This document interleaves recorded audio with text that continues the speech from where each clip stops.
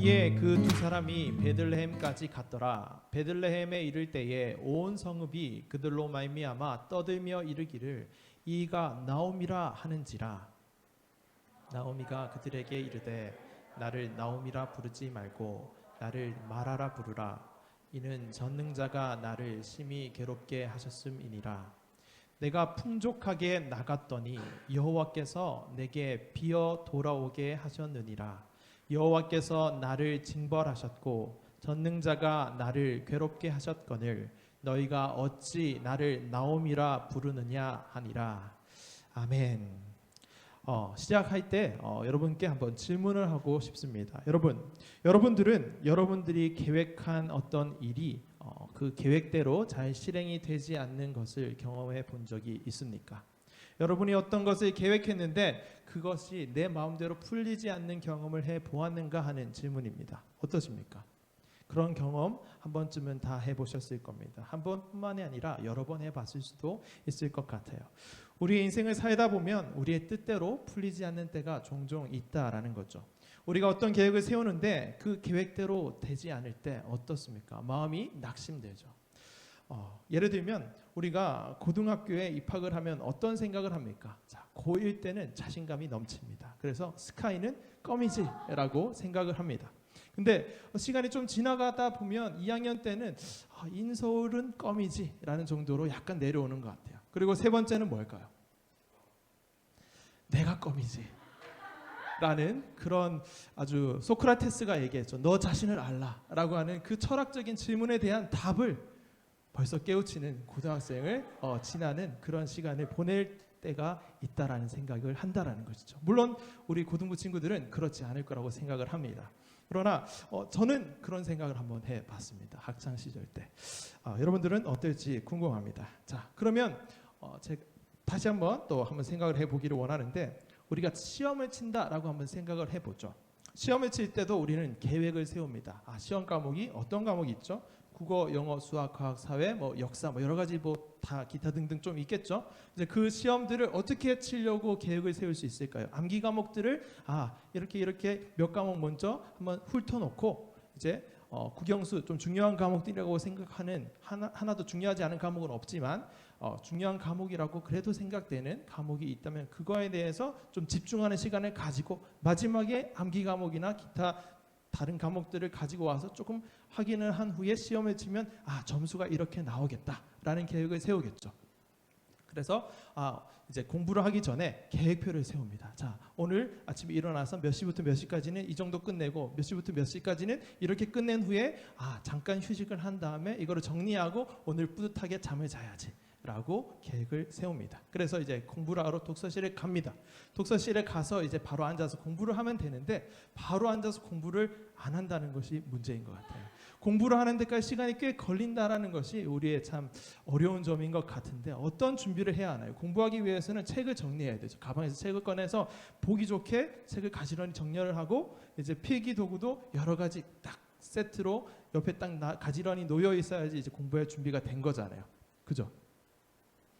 저만 그런 것 같은데 여러분도 어떻게 생각할지 모르지만 그런 준비가 필요해요. 그리고 또 책상에 앉아서 바로 이제 공부를 시작하면 되는데 마음의 각오를 하기 위해서 화장실도 한번 다녀와야 되고 이제 핸드폰 한번 켜서 이제 연락이 왔는지 안 왔는지 한번 확인도 해야 되고 이제 핸드폰을 꺼놓고 이제 옆에 딱 두고 이제 공부를 시작합니다. 그렇게 공부 준비하는 데까지 아주 시간이 꽤 걸려요. 한 20분, 30분 걸리고 더 많이 걸리는 친구도 있을 수도 있다라고 생각이 듭니다. 그렇게 공부를 시작하는 데까지 시간이 꽤 걸리는데 어쨌든 공부를 시작합니다. 그러면 이제 공부를 열심히 해야 되는데 공부를 하다 보니까 갑자기 준비를 너무 열심히 해서 그런지 잠이 쏟아지기 시작합니다.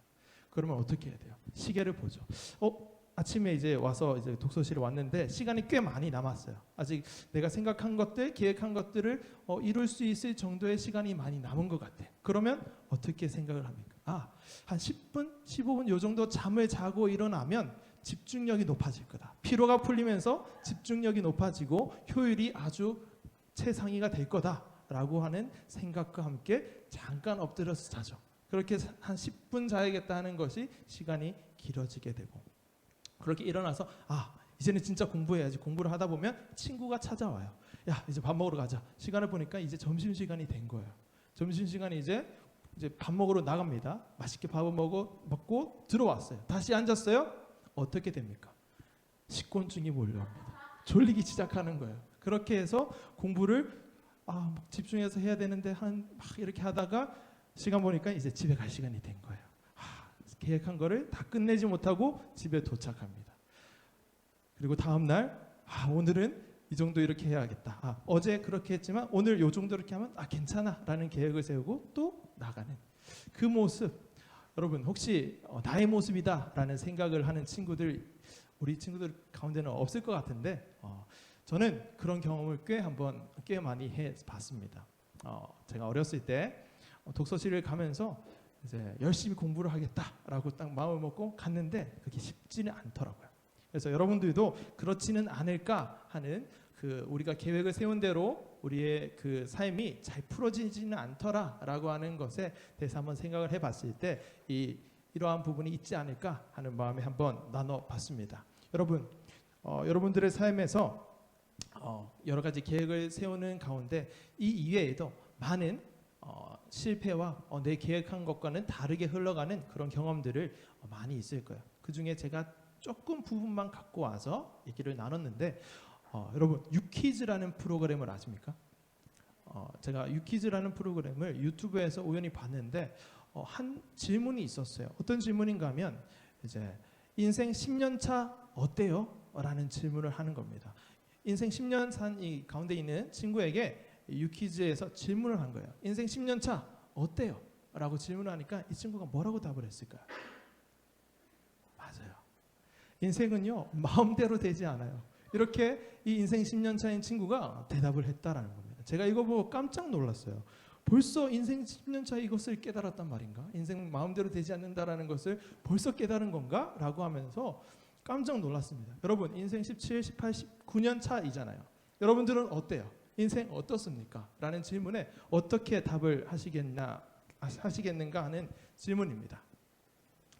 제가 방금 말씀드린 것 잠깐 웃음을 드렸던 이 질문에 대해서 여러분들 어떻게 생각하실지 모르지만 이건 굉장히 중요한 질문이고 이 질문에 대해서 마음대로 되지 않는다라는 이 답이 굉장히 철학적이면서도 인생을 아주 오랫동안 산 이후에 깨닫게 될 수 있는 중요한 깨달음이라서 오늘 우리가 함께 나누고 싶다라는 거예요. 우리의 삶은 정말로 마음대로 안 되거든요. 우리가 이 앞에 나오신 이분이 참 훌륭하다라고 말씀을 많이 하고 생각을 하는데 그분도 인생 진짜 마음대로 안 된다라는 것에 이 인생 10년 차의 친구의 말에 굉장히 공감을 하면서 이야기를 하고 있는 것을 볼 수 있는 거죠. 그렇게 우리 인생은 참 마음대로 되지 않을 때가 참으로 많습니다. 그렇게 우리 인생이 계획한 대로 잘 풀리지 않고 잘 되지 않더라라고 하는 것을 잘 보여주는 것이 오늘 본문에 나오는 이 나오미의 인생이다라는 생각이 들어서 한번 나눠볼까 합니다. 나오미는 무엇이라고 말하는가 하면 이렇게 말합니다. 내가 풍족하게 나갔는데 텅 비어서 돌아오게 하시더라. 내가 어딘가를 갔어요. 어딘가를 풍족한 가운데 나갔는데 텅 비어서 돌아오게 하시더라라고 했을 때 텅 비어서 돌아오게 하신 그 주체는 하나님이라고 오늘 우리 본문을 읽어보면 알 수 있거든요. 하나님께서 내가 풍족하게 나간 가운데 텅 비어서 돌아오게 만드시더라라고 하는 것이 오늘 이 나오미의 고백이다라는 거죠. 이 고백을 볼 때에 정말 인생이 우리가 계획한 대로 잘 되지 않는구나라는 것을 알 수 있는데 그것을 오늘 룻기를 통해서 함께 살펴보자라는 것이 오늘 말씀입니다. 룻기는 성경의 8번째 책입니다. 창출, 레, 민, 신, 창세기, 출애굽기, 레위기, 민수기, 신명기, 그리고 여호수아, 그리고 지난주에 우리가 살펴보았던 우리 사사기 이후에 나오는 책이 룻기입니다. 제가 사사기와 사무엘상 사이에 룻기는 조금 다른 성격이 있다라고 해서 잠깐 내놓고 이제 350년에서 한 400년 정도의 기간이 되는 그 기간에 대해서 잠깐 언급을 한 적이 있는데 이 룻기는 사사기와 사무엘서를 이어주는 다리 역할을 하는 좀 고리와 같은 책이라서 이 부분을 좀 따로 떼서 함께 좀 나눌 부분이 있겠다 해서 말씀을 드렸던 부분인데 어쨌든 이 룻기도 사실은 사사기를 배경으로 하고 있는 책이에요. 룻기는 왕이 없이 자기의 소견에 옳은 대로 행하였더라 했던 그 사사기를 배경으로 하고 있다라는 거죠. 그 배경으로 하고 있는 사사 시대에 하나님께서 이 룻이라는 사람, 그리고 방금 제가 말씀드렸던 내가 풍족하게 나갔는데 텅 비어서 돌아오게 하시더라라고 한 이 고백을 한 나오미라는 이 두 여자를 통해서 하나님께서 왕이 없던 시대에 있는 이 이스라엘 백성들을 어떻게 구원해 가시는가 하는 것을 보여주는 책이 바로 이 룻기라는 겁니다. 룻기는 이렇게 시작하고 있어요. 사사들이 다스리던 때에 그 땅에 흉년이 들었다. 유다 베들레헴에 한 사람이 그의 아내와 두 아들을 데리고 모압 지방에 가서 살았다라고 시작하고 있습니다. 사사들이 다스리던 때에 그 땅에 가뭄이 들었다고 합니다. 그 가뭄이 너무 심했던지 그 가뭄을 피해서 한 가족이 모압으로 가서 살았다라고 하는 것으로 시작되고 있다라는 거죠. 여러분, 하나님께서 이스라엘 백성들에게 여리고를 정복하고 아이성도 정복하고 가나안 땅에서 잘 살아라 이렇게 말씀을 했잖아요. 그러면 그곳에서 살아야 하는데 그곳을 떠나 모압이라는 땅으로 갔던 것은 분명한 잘못인 것 같아요. 이 한 가족이 그렇게 갔는데 그것은 하나님의 말씀을 듣지 않고 갔던 것이기 때문에 분명한 잘못이라고 생각을 합니다. 그리고 이제 모압 땅으로 가서 아들이 둘이 있었는데 그 아들 둘을 모압 땅에 사는 모압 여인에게 결혼을 시키면서 며느리로 맞이를 하거든요. 그런 것은 이방 여인을 이제 아내로 맞이하게 했던 부분은 하나님의 말씀과는 맞지 않는 거예요. 그래서 그 부분도 잘못된 것이 분명한 것 같아요. 그렇게 이 한 가족도 하나님의 말씀이 아니라 자기의 소견에 옳은 대로 행했던 모습을 보여주는 것에서는 저도 이견이 없어요. 근데 제가 오늘 여러분과 함께 이 룻기를 나누고 싶은 이유는 그럼에도 불구하고 이 룻이라는 사람과 나오미라는 사람을 통하여서 하나님께서는 이스라엘 백성들을 구원하시기를 기뻐하셨는데 왜 그렇게 이 두 여인을 통해서 이스라엘 백성들을 구원하셨는가, 어떻게 구원하셨는가, 그것을 우리가 함께 살펴보자라는 말씀입니다. 자, 가뭄으로 인해서 모압으로 갔다라고 성경에는 이야기를 합니다. 그래서 우리가 성경을 아무리 뚫어지게 쳐다봐도 가뭄으로 인해서 모압으로 갔다라는 것 이외에는 모압으로 간 이유를 알 수는 없어요. 근데 성경을 조금만 더 자세히 읽어보고 한번 생각을 한번 해본다면 어떤 부분이냐면 나오미와 그 가정이 하나님을 믿고 섬겼다라는 그러한 가정이었구나, 그런 가족이었구나라는 것을 우리가 조금 읽어가다 보면 알 수가 있거든요. 그리고 나오미가 이제 나중에 되게 힘든 일을 당합니다. 어떤 힘든 일을 당하느냐면 남편이 죽고 두 아들이 죽어요. 그러면 그 집에는 나오미와 두 며느리만 남는 거예요. 그렇게 세 명만 남았을 때에도 이 나오미는 어떤 생각을 하는가 하면 하나님이 계시는, 여호와 하나님이 계시는 고향 베들레헴으로 다시 돌아가자라고 이 생각을 할 수 있을 정도로 신앙을 가진, 믿음을 가진 그러한 믿음의 가정이었다라는 것을 우리는 생각을 할 수 있다라는 거죠.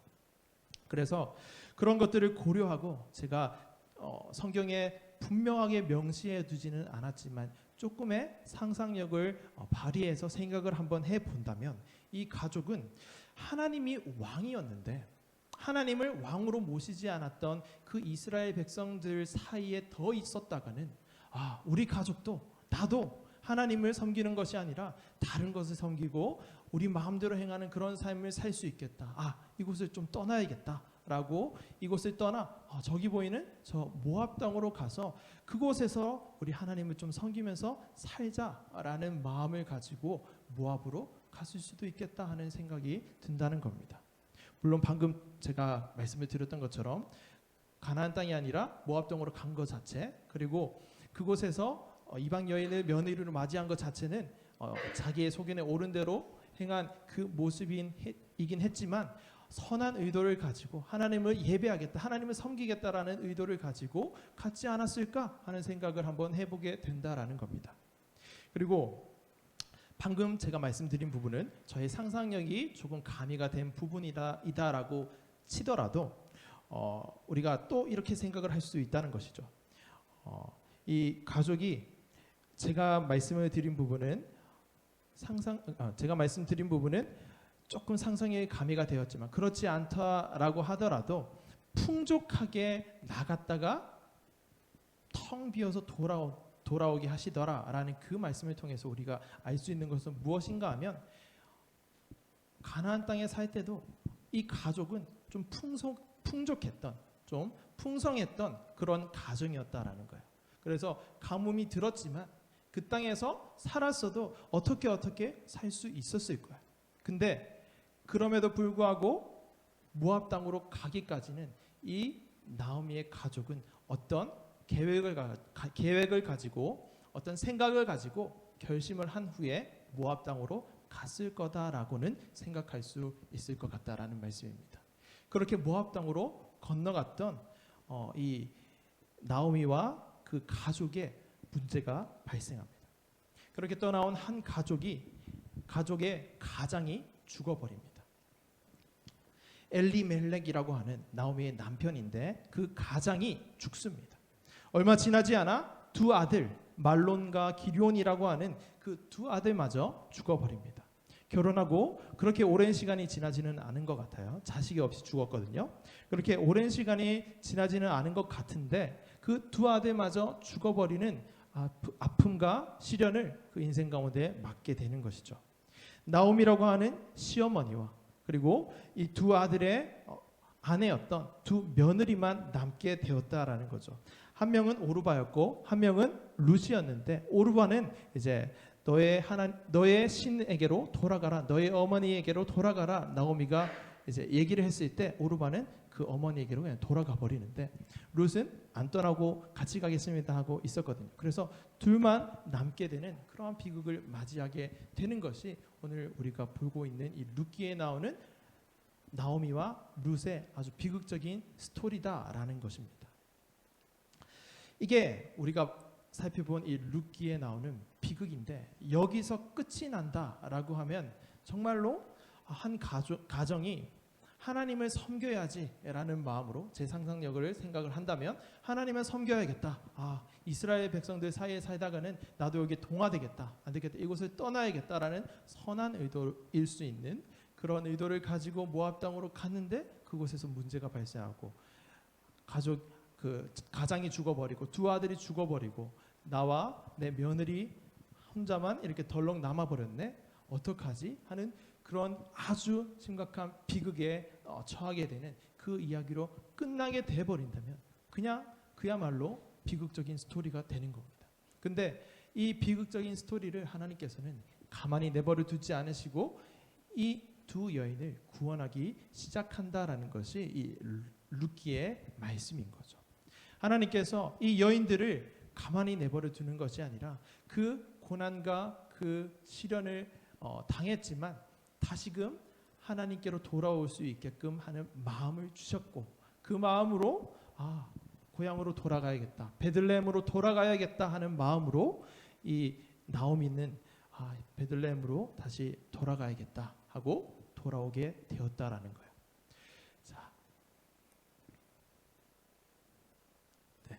그렇게 돌아올 때 돌아오면서 나오미가 얘기하는 것이 오늘 이 말씀이에요. 우리 큰 소리로 한번 읽어볼까요? 시작. 내가 풍족하게 나갔는데 텅 비어서 돌아오게 하시니라. 아멘. 나오미가 풍족하게 나갔는데 텅 비어서 돌아오게 하는 이제까지의 그 아픔을 가지고 있어요. 그 비극을 안고 베들레헴에 도착을 했어요. 근데 이 풍족하게 나갔더라라는 말이 좀 부유했던 집안이었다라고 제가 말씀을 드렸잖아요. 이제 그렇게 생각을 할 수 있는 충분한 타당성이 있다라고 말씀을 드렸는데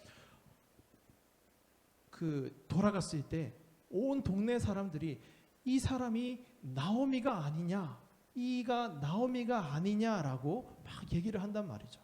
이 사람이 모압 땅으로 가서 이 가족이 모압 땅으로 가서 시간이 꽤 흘렀는데 고향으로 돌아왔을 때 온 동네 사람들이 이 사람을 알아볼 수 있다라는 것은 그 사람이 정말로 풍족했구나, 되게 괜찮은 집안의 사람이었구나라는 것을 더 생각할 수 있게 만들어주는 구절이다라고 생각을 합니다.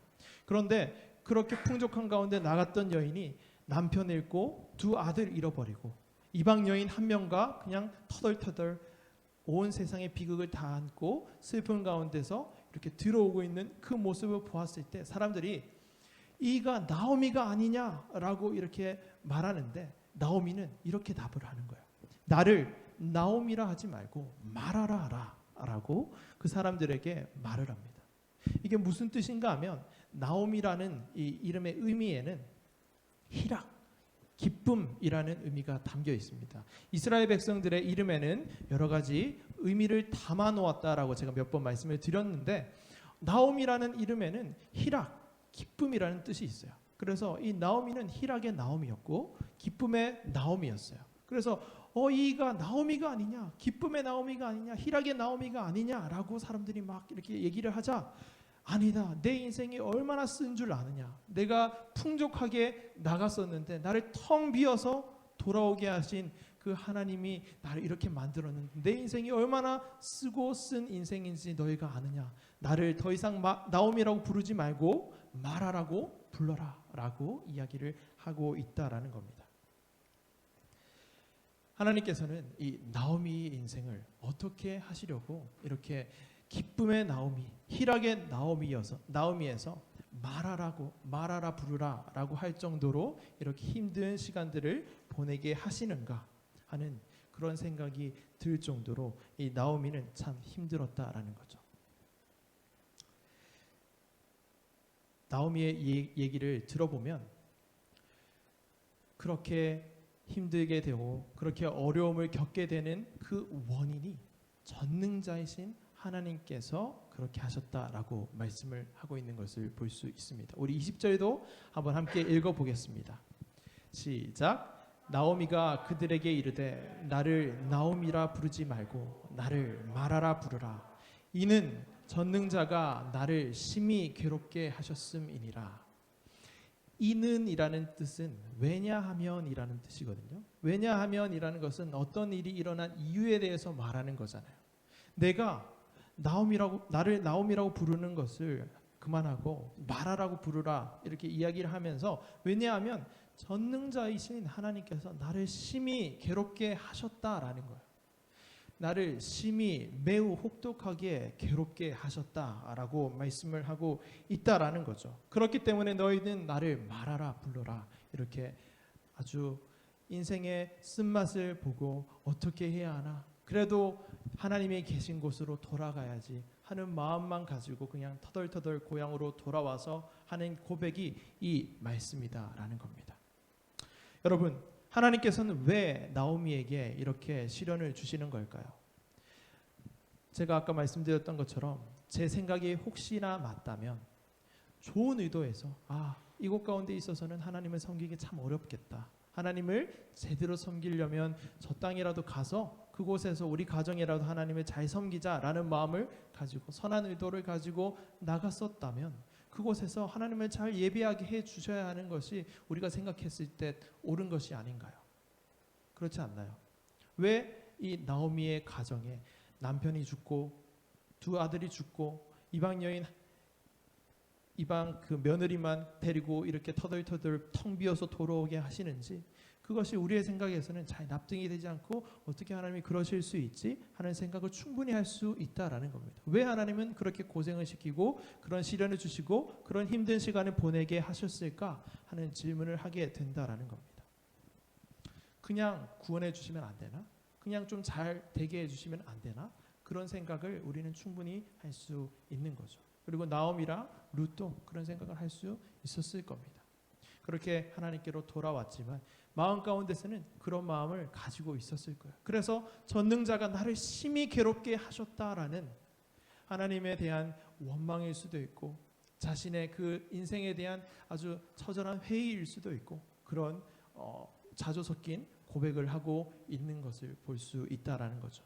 우리는 하나님께서 우리에게 허락하시는 우리의 계획과 우리의 생각대로 풀리지 않는 그 경우를 만났을 때 그것을 어떻게 해석을 해야 할까요? 어떻게 생각을 해야 할까요? 어떻게 우리의 인생을 바라보고 우리가 하나님을 믿고 나아갈 수 있을까요? 나오미의 가정이 이렇게 하나님께서 여러 가지 아픔을 주시면서 하나님 붙들었는데 나는 무엇을 보고 하나님을 바라볼 수 있을까 하는 생각을 우리가 한번 해볼 수 있지 않을까 하는 것을 우리가 함께 나누고 싶다라는 겁니다. 여러분들은 이 부분에 대해서 어떤 생각을 가지고 계십니까? 어떻게 생각을 하십니까? 되게 복잡한 질문이죠. 어려운 질문이고 답하기 어려운 그런 질문이다라고 저도 생각을 합니다. 우리가 한번 떠올려 봤으면 좋겠는데 제가 연초에 여러분과 함께 말씀을 나눈 것이 있습니다.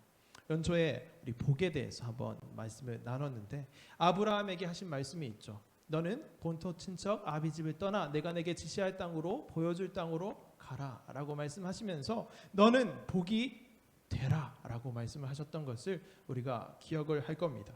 그렇게 말씀하신 이유가 무엇이었던가요? 그건 아브라함아 너가 복이 되어서 그 복을 온 열방 가운데 흘려보내는 복의 근원, 복의 통로로서 내가 너와 함께하는 것을 알려주렴. 나와 함께하는 것이 진짜 행복이고 나와 함께하는 것이 정말 참 평강이고 만족이다라는 것을 그 기쁜 소식을 너가 좀 세상에 알려주렴. 그래서 너가 복이 되라라고 말씀하신 그 하나님의 말씀을 우리가 나눴던 것을 기억할 거다라는 거죠. 메소포타미아에서 이방 그런 신들 우상을 조각하고 만들어서 팔았던 그런 집안에서 아브라함은 자랐는데 그곳 가운데 하나님이 찾아오셔서 그곳을 떠나서 내가 내게 보여줄 땅으로 가라라고 말씀하시면서 내가 너를 구원할 것이고 너를 구원의 통로로 구원의 그러한 복의 근원으로 내가 너를 사용할 것이다. 내가 지시할 땅으로 가라. 그리고 그 걸음 가운데 내가 너와 함께할 것이다 라고 말씀을 했던 것을 우리는 기억을 한다라는 거죠. 마찬가지예요. 이 룻과 나오미의 그 가정 가운데 남편을 잃어버리고 두 아들을 잃어버리고 그리고 룻 며느리의 입장에서는 남편을 잃어버리는 그리고 이방 땅으로 이제 그 가나안 땅으로 돌아왔지만 베들레헴으로 돌아왔지만 이 룻의 입장에서는 모압 땅이 자신의 고향인데 이방 땅인 가나안 땅으로 이 시어머니와 함께 돌아온 거란 말이죠. 시어머니와 함께 들어온 거란 말이죠. 그 땅에서 어떻게 해야지? 어떻게 해야 되지? 하는 그런 인생을 왜 허락하셨을까? 어떻게 하나님께서는 하시려고 이러한 시련을 이러한 계획대로 되지 않는 것을 허락하신 것일까 하는 생각을 우리는 이 아브라함을 부르신 구원의 부르심으로 우리가 생각을 해볼 수 있다라는 겁니다. 룻과 나오미를 통해서도 하나님께서 하실 일이 있으셨기 때문에 이 두 여인의 그 집안에 우리가 생각하면 어떻게 그렇게 견딜 수 있을까? 어떻게 그렇게 힘든 일을 당하게 하실 수 있을까 하는 생각을 할 수도 있겠지만 그런 어려움을 통해서 하나님께서 계획이 있으셨다라는 거죠. 하나님께서 하실 일이 있으셨다라는 거죠. 첫 번째는 나오미와 그리고 나오미와 함께했던 이 룻 이방 여인이었던 룻을 정말 하나님만 바라보고 하나님과 함께하는 삶으로 돌이키는 그 구원의 부르심이었고 그리고 두 번째는 그 어려운 가운데서도 베들레헴으로 돌아와서 모압 땅에서 내가 생각했을 때 이곳에서 하나님을 예배할 수 있다라고 생각하고 나아갔었는데 그게 아니라 이곳 가운데서 내게 주신 그 사명, 내게 주신 하나님의 그 말씀을 따라서 사는 것이 하나님의 계획이었구나. 그 말씀이 무엇이었는가 하면 왕이 없던 것처럼 왕이 없는 것처럼 살고 있는 이 이스라엘 백성들을 너희 둘을 통해서 회복시킬 것이야. 내가 너를 통해서 이 이스라엘 백성들을 구원해낼 거야 라고 하는 그 말씀을 이루시는 통로로 복음을 전하는 구원의 통로로 이 룻과 나오미를 구원해내시기 위해서 이스라엘 백성들을 구원해내시기 위해서 이 둘에 대한 그 힘든 시기를 보내게 하셨다라는 겁니다. 그래서 아브라함을 부르셨던 그 부르심처럼 룻과 나오미도 하나님께서는 정말 생각하면 힘들 것 같은 남편을 잃고 또 두 아들이 죽어버리는 그런 아픔과 시련을 겪게 하시면서 다시금 하나님께로 돌아오게 하시고 하나님을 바라보게 하시고 또 자신의 인생을 왜 내가 생각했던 것처럼 풀리지 않을까 하나님 앞에서 생각하게 하시면서 하나님 앞에서 기도하게 하시면서 하나님께서 우리를 구원하시기 위해서 그렇게 하셨고 또 우리를 통해서 왕이 없던 것처럼 살던 이 이스라엘 백성들을 떠나서 내가 다른 곳에 가서 사는 것이 아니라 이 백성들을 구원하기 위한 통로로 나를 쓰시기를 원하시는구나 하는 것을 깨닫게 되었다라는 거죠. 그게 룻과 나오미가 깨달은 것입니다. 나중에 말씀을 계속 읽어보면 그 말씀을 깨닫게 된 거예요. 그것을 우리가 다음 주에 한번 더 살펴볼 건데 다 얘기할 수는 없지만 그렇게 룻과 나오미를 여러 어려움 가운데서 하나님의 마음을 주신 그 하나님께서 우리에게도 오늘 그 마음을 주십니다. 어떤 마음을 주십니까? 우리 아까 전에 제가 질문을 했죠. 여러분들이 생각한 대로 인생이 잘 풀립니까? 여러분들이 계획한 대로 잘 되시나요? 라고 질문을 했을 때 여러분은 마음속으로 아니요 라고 다 대답을 했어요. 제가 간시법이 있는 것은 아니지만 온라인상에서 있는 친구들의 마음도 제가 압니다. 아니요 라고 다 대답을 했고 인생 10년 차인 친구도 인생 마음대로 안 되거든요 라고 대답을 한 것을 볼 때 우리 모두의 인생은 크든 작든 마음대로 되지 않는 그 모습이 참 많은데 그 가운데 왜 하나님은 사랑이시라면서 하나님은 전능자이시라면서 왜 나의 삶을 이렇게 하십니까? 라는 생각을 할 수 있을 때에 우리는 오늘 이 본문을 이 말씀을 떠올려야 한다라는 것이죠. 나의 삶에 내 계획대로 되지 않을 때에 하나님의 어떤 뜻이 있는구나. 그래서 이 부분에 대해서 생각해 보라 하는 하나님의 말씀이시구나 하는 것을 생각해야 한다라는 거죠. 우리의 하나님은 사랑의 하나님이시죠. 우리를 일부러 괴롭히시려고 얘를 어떻게 하면 좀 골려 먹을까, 어떻게 하면 좀 힘들게 만들까 하는 그런 분이 아니시라 우리 하나님은 우리를 너무너무 사랑하시고 우리가 잘 되기를 복되기를 너무 바라고 계시는 분이신데도 그것을 허락하실 때에는 그 어려움을 허락하실 때에는 그 안에는 우리의 생각 이상으로 하나님께서 가지신 우리를 향한 계획을 가지고 계시기 때문에 그렇게 한다라는 것을 오늘 본문을 통해서 우리는 깨닫고 우리의 삶 가운데 가지고 가서 우리의 삶을 비춰보고 우리의 삶을 하나님의 말씀 앞으로 가져가야 한다라는 말씀입니다. 그래서 PPT 좀 넘겨주십시오. 그래서 하나님의 마음이 무엇인가 이 말씀을 우리 함께 이 말씀을 곱씹으면서 한번 같이 읽어봤으면 좋겠어요. 우리 한번 잠잠한 목소리로 한번 내용에 집중해서 한번 읽어봤으면 좋겠습니다. 스바냐 3장 17절 말씀이거든요.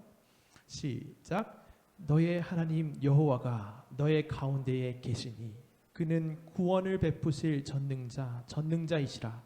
그가 너로 말미암아 기쁨을 이기지 못하시며 너를 잠잠히 사랑하시며 너로 말미암아 즐거이 부르며 기뻐하시리라. 아멘. 이게 하나님의 정말 그 마음이거든요. 여러분들 한 사람 한 사람을 향한 하나님의 마음이 이거예요. 여러분들을 괴롭히고 싶어 하시지 않는다라는 거죠. 나오미를 괴롭게 하기 원하셨던 분이 아니라는 거죠.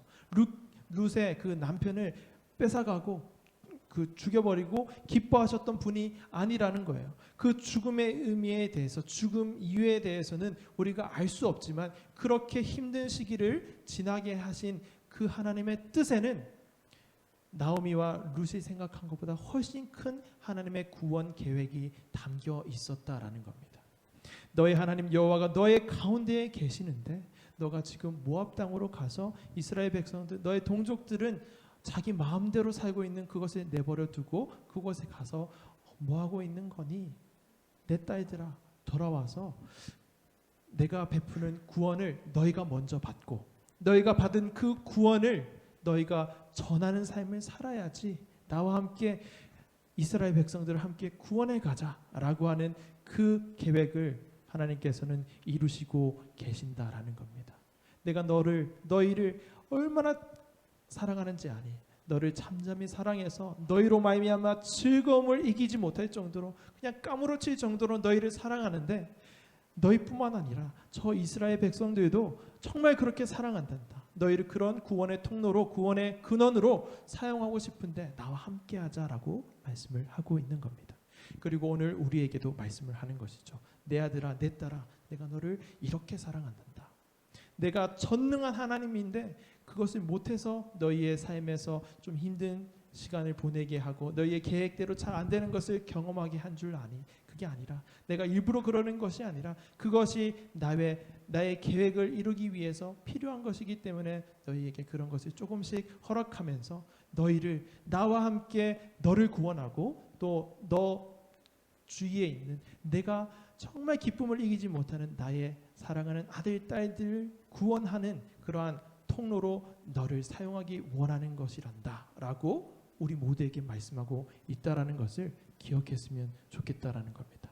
그래서 우리 모두가 삶을 살아갈 때 우리 인생 몇 년 차입니까? 17, 18, 19년 차잖아요. 그리고 우리 선생님들은 조금 더 많은 N차의 그런 인생을 살고 있는데 앞으로 계속 인생을 살면서 우리의 생각과 우리의 계획과 우리의 뜻과는 조금 다른 것이 펼쳐진다라고 할지라도 당황하지 말자라는 거예요. 당황하지 말고 왜 하나님은 이러실까? 왜 하나님 나의 인생이 이렇게 하시는가? 하면서 불만이 생길 때도 있고 마음이 정말 어려울 때도 있지만 그때 다시 한 번 더 이 말씀을 기억해 내자라는 겁니다. 기억하고 하나님께서 하나님의 뜻이 있으시구나. 하나님께서 나를 통하여서 하실 일이 있으시는구나 라는 것을 생각하고 하나님 마음은 이건데 저를 통해서 무슨 일을 하시기를 원하십니까? 라는 그 질문과 함께 하나님과 동행하는 우리 고등부가 되었으면 좋겠습니다.